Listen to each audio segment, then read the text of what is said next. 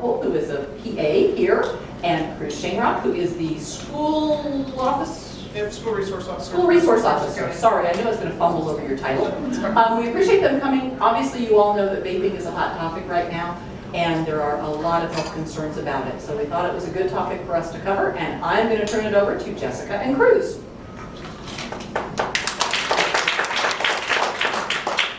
Hi, everybody. Like I said, vaping has become kind of like an epidemic for our country. It is one of the most leading new devices that kids are using, and it's having a lot of negative effects that they didn't know since it's so new. So we're going to begin to get into Vaping 101. What is a vape? Essentially what a vape is, there's a definition if you want to read it. It's an electronic device that it takes a liquid and converts it into an aerosol that you inhale. And with that, you get nicotine from it, just as the same as smoking tobacco. Except for with this, it's like I said, it's not tobacco smoke. It's an aerosol. There's little to no smell sometimes, depending on what you use, or it smells like the flavoring. So, carries a lot of different chemicals in it. These are different ways to type. There's different types. There's in the very top, that's a vape. They call those like a tank pen for a tank. Then down below there, that is what is Juul. That is the most popular one at the very bottom right that kids are using. The Juul equates to, I think, like 80 to 85% of the market right now. So that is the most popular device. It looks like a small USB. The larger device in the middle is about the length of this clicker here. About the same length, and then the smaller ones is literally maybe a ½ inch. And what is good with them, they're easily concealable, hideable. They were having problems before people knew about them. That kids would literally plug them into their laptop at school. They click it in because they were charging their e-device, and the teachers walk by. You don't even know that they're using it. It's such a small little thing. So what this does is has a mouthpiece, which on the Juul is the top little black part, and that's actually the pod of the device itself. So that is removable. That contains the e-juice or solution that has nicotine in it. One of those little mouthpieces, those little pods, is equivalent to 1 pack of cigarettes. So it's easily concealable. It's not like when when we're all kids or have kids, you can find it. You can literally hide things anywhere. That's what it's going to look like. Good question. You refill these? Yes. Oh, yeah. Sorry. Yes, the tank, the very top devices, those are refillable. So what those do, you can get your liquid, what they call their e-juice. We'll go over that next, and you can fill that up. The Juuls are not refillable for like commercial use. You can't buy a solution and put them in there. But what is happening with them is that they'll either buy the pods depleted or use them, and then they'll fill them up with like a THC solution. So something with marijuana, CBD oil, something like that. So it looks like an e-cigarette, but then they're actually taking in drugs on top of that. So these are the different types of devices. The most popular, like I said, all the way to the left is the Juul. That is easily the most popular one. Like I said, it's 80 to 90% of the market.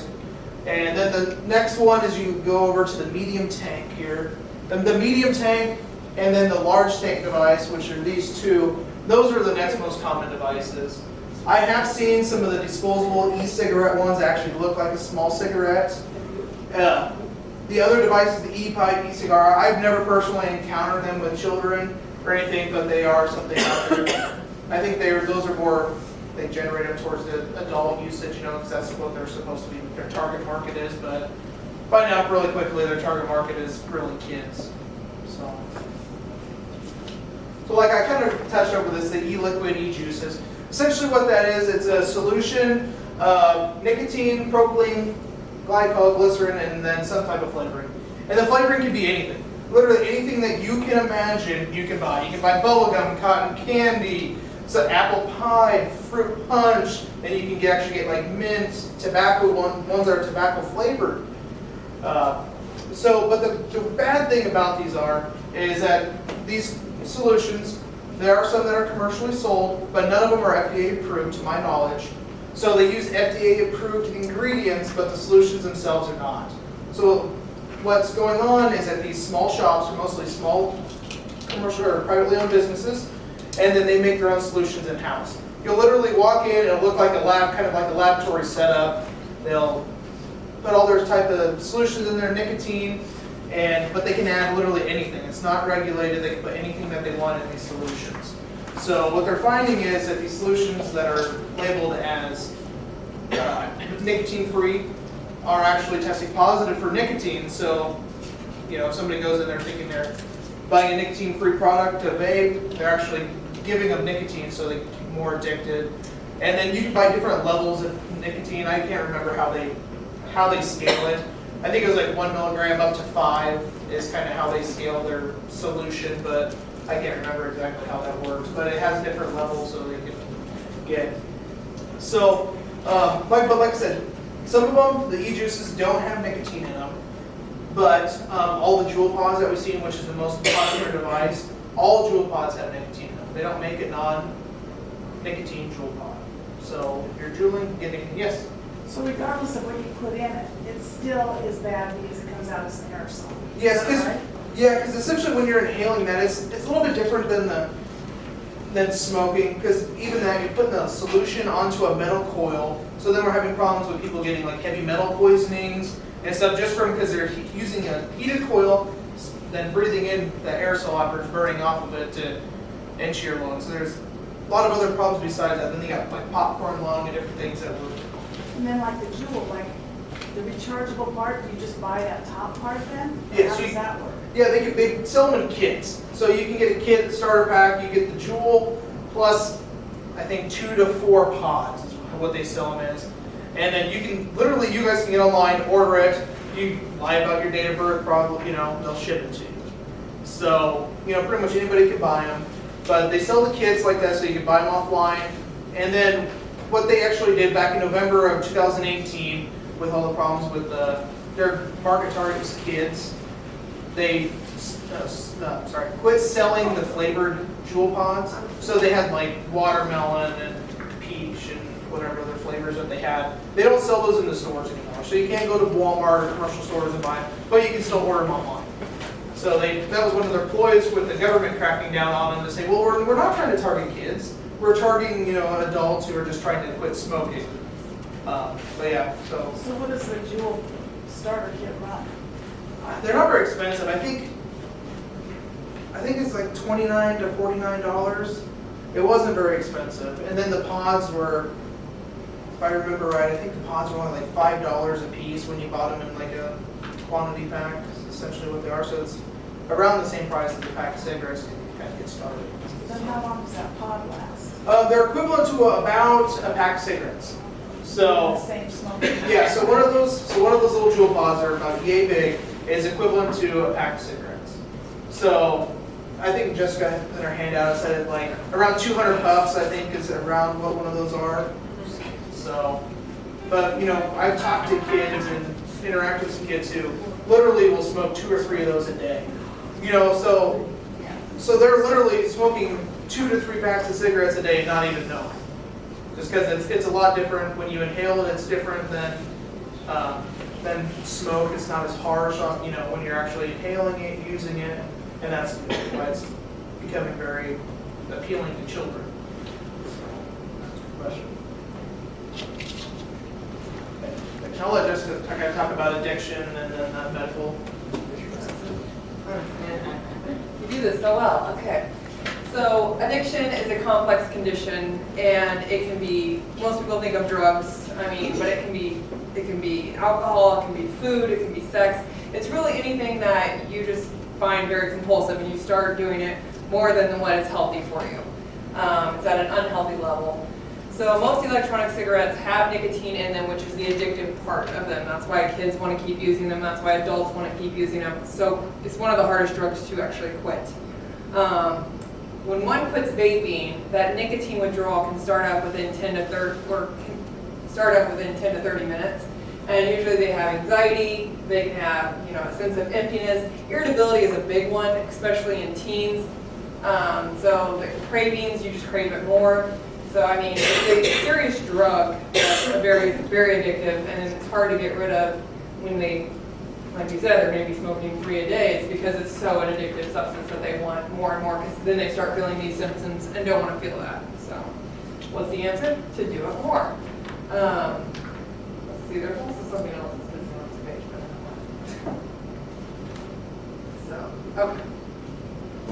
You go to the next slide. Okay. There, thanks. Okay, so lots of harms with vaping itself, which is more on the right side. The battery could actually, sometimes the device can actually end up exploding because it's a heated coil, so that's an issue. There has been a few child poisonings because they leave this vape juice on the counter. Children have been known to drink it, and then they've had to call poison control for it, so that's an issue. Yeah. Yeah, that e-juice, they bottle it, it's in little bottles, so little plastic bottles, and they're very colorful. I mean, they're generally, they say it's not appealing to children, but I mean, they'll put candy on the bottles. I mean, they smell really good because they have all these flavorings, these additives. It literally smells like candy because it could be any flavoring that you want. So that's what the confusion is these kids will see it being laid out, and then they'll drink it, and that's what they're getting the poisoning is from, is because it literally looks like it's kind of candy in a bottle. Aerosol included, okay, so when, we don't know exactly what is in the particles that you're inhaling and also exhaling. So somebody else around you, we don't know, like secondhand smoke is a bad thing. We do know that. We're not exactly sure about the secondhand smoke of vaping. The other thing is there's these particles in it that can cause possibly carcinogens and other things, these heavy metal poisonings like Cruz is added. So I mean, they're very dangerous even though we don't have the long-term effects of it. And again, with nicotine in general, it has been proven, like they have nicotine gum. And so that's fine in short doses to get you to stop smoking. But if people who are on nicotine for long periods of time, they have proven through multiple studies that it can cause cancer, it can cause respiratory illness, it can cause disruptive brain development. Many, many things can happen just with nicotine alone. So they have done, oh, and also on the last slide it says kids who vape are 4 times more likely to smoke cigarettes in 1 year. They've also proven that kids who smoke cigarettes or have that nicotine, craving, that addiction, they are more likely to enjoy cocaine. They've done that study as well. So it's just kind of like, this is just a gateway to other drug use. So if you can get this stopped, hopefully they're not going to continue using other drugs. Overall, we still need to know the long-term effects. We know a lot of short-term effects of it, but we need to know the long-term effects. Back to his popcorn lung, that was an additive that's at a popcorn plant, and so they, what was it? The butter flavoring additive actually went into, it turned into diacetyl, which is just a chemical that was expressed from it, and these people got popcorn lung, which is where their lungs became very large, almost like emphysema lungs, where they had holes within their lungs, and it was due to that diacetyl, which is, again, a chemical that could be in your vaping juice. So that's why people were concerned about it. So, and then we'll do vaping in the news, that's coming up. So, I know a lot of you probably heard about all these. I actually had to change it from the CDC. Let me see if I can pull up our note, because even more people have died. I think it's now 530 people have been affected. 6 people have died in the surrounding states in the U.S. So just from, they've all related it to vaping. Yeah, So. and when Jessica and I, we worked on this presentation on last Wednesday evening. So, and that number then was 380 had vaping-related illnesses. I didn't know what. Yeah, I looked at it last vaping-related night. illnesses and 6 deaths. The closest one was Kansas, where somebody died in Kansas from this. So I didn't realize it went up. That's in a week. And that's Not from the CDC. not even a week's time. So, and it's because what they're finding is this idiopathic acute eosinophilic pneumonia, which is a really long word, but it's a very rare pneumonia. It's a very rare disease. So these kids or these adults, it's mainly males, are presenting to the ERs and they have this non-productive cough, shortness of breath, they feel really tired, they're running fever. So you think, okay, it's your regular pneumonia. They do a chest x-ray and it appears like kind of ground glass. So they have x-ray changes on their chest, which is pretty significant. They usually try to treat the symptoms with either steroids or just treat them as best they can, but usually they require oxygen. Some require ventilation, some don't make it off the vent. So I mean, it's a very serious illness. all of them have been related to vaping, and most of them had THC in the thing that they were vaping as well. So again, we just need more time to study this, but honestly, e-cigarettes, I mean, cigarettes, we always knew that they were bad, but it took them years and years and years to figure that out. E-cigarettes obviously have a much quicker problem, and it's happening a lot quicker to a lot younger people. Yeah, you know, e-cigarettes, you know, it's only been out for about 10 years now. You know, when it was first, you know, approached to adults as this is a way that it's healthy. It's, you just emit a water vapor. There's no side effects to it to get people to move from tobacco over. I mean, it's very appealing. I remember, you know, when it came out, a lot of people started using them and like, oh, this is so much better, it tastes better, you don't stink, you know, you feel so much better. But, you know, in 10 years now, less than 10 years, we're finding out that they're really severe. A lot of people are dying. And if you look at the timeline from tobacco usage and like our history of knowledge about it, disease and our illnesses, vaping it's far surpassed that. I mean, it's moving at a, you know, much quicker rate. So it's really it's going to be a very terrible thing if we can't get it slowed down or stopped. And they're still looking at studies of like people who are smokers and are going to the e-cigarette to help them quit. It's beneficial, and it does have less health effects, I guess, than cigarettes that we do know of, but again, we don't know the long-term effects of it all. And they've done studies, we still need more time to do long-term studies, but it is helping some people quit. But most of the time, they switch from cigarettes to vaping, and then they can't get off the vape either. So it's a very difficult process. For a lot of people that I know who do use vapes, they tried it to quit smoking. They still smoke the exact same amount as they did before, but now they're vaping on top of it because they can vape in places they can't smoke. True. You know, so it's became a deal where it wasn't beneficial to them. Now they're getting twice as much nicotine and twice as often. The whole goal is to re-normalize it, so you couldn't do it in bars anymore, and the cigarette smokers looked upon poorly because they smelled and all of that, and so they're trying to make, that's where they geared the vaping to, so those symptoms didn't happen as much. Yeah. Okay. All right. We do have some handouts for this. Jessica printed out kind of more in depth, some information you can take with you. So pretty much is like, you know, just about anything with substances. You know, alcohol, tobacco, drugs. The thing is to educate and inform. You know, we need to talk to our kids. You know, our family members, friends. We need to tell them about the side effects that we know at this time. You know, it's not healthy. No matter what, if you're taking nicotine, it's an addiction. You're, you know, gaining stuff. So pretty much, you know, just you need to educate, talk to your kids about it. The CD states, you know, about 1/3 of high school students tried vaping within the last year. You know, I would say that's probably pretty accurate from, you know, my dealings with kids. Even kids that I've spoke to who don't use it on a regular basis, you know, they've admitted to me, oh yeah, I've tried it, or they know somebody's tried it, or a friend, or, you know, I would say it's pretty accurate, even for these areas. You know, I know a lot of times in our rural communities, we think we're kind of shielded from some of this stuff. And this is not one of those things, I can tell you. It's there, it's prevalent, that we're dealing with it in the schools, you know, pretty much on a daily basis.